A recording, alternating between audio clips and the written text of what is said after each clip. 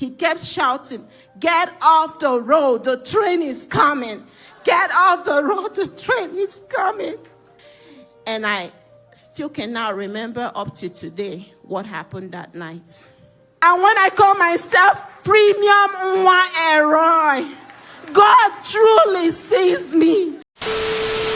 2023, I got diagnosed with right hemorrhagic cyst.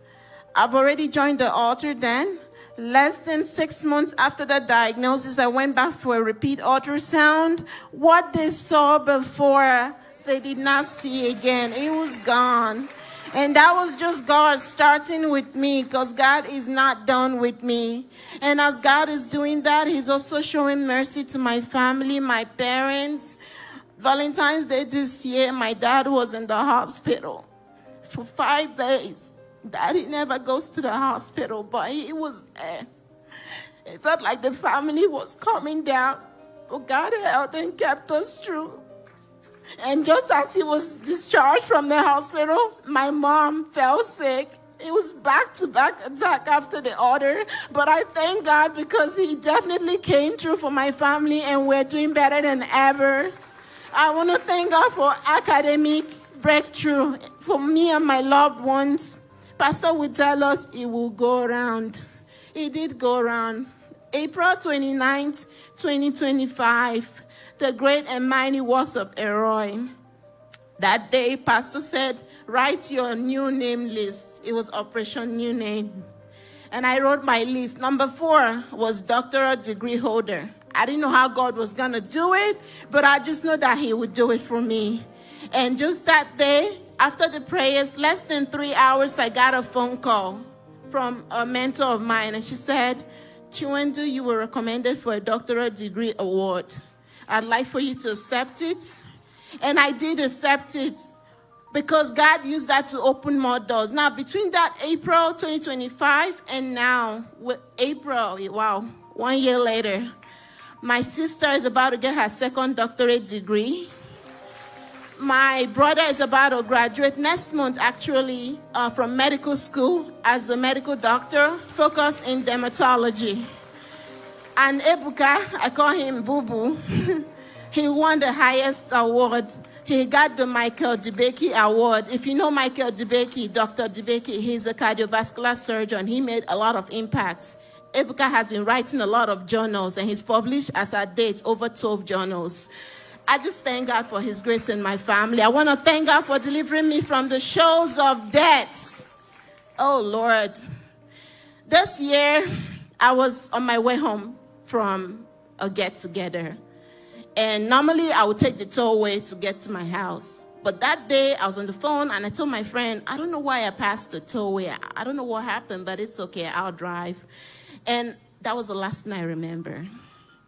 The next thing I remember is 4 young girls knocking on my window of the car.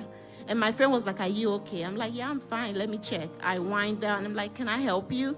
They're like, "Are you okay?" I'm like, "Yeah, I'm fine. Why you keep asking me that?" And she was like, one of them was like, "You don't remember driving off the road. You've missed the first curb. You're about to miss the second curb. And that's what's stopping you from causing more damage." And that day, let me tell you, there was an ice storm warning.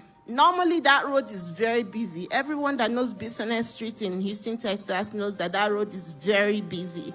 But that day, because of the ice storm, there was a warning, nobody should be on the road. That's what saved me. And when I looked at my car was still on drive. My legs were not on the brake. My foot was not on the brake. And that's when I had to put my foot on the brake. I don't know how God did it, and I still came out doubting what they're saying. I couldn't believe the damage. I even had one of them cut out one of the lining of the tire that fell off. It wasn't until the next day that I came to do an assessment what's going on, that I saw that my car was truly damaged. And I still cannot remember up to today what happened that night. Just less than a year before that incident, similar episode happened. I got off work from night. I was tired.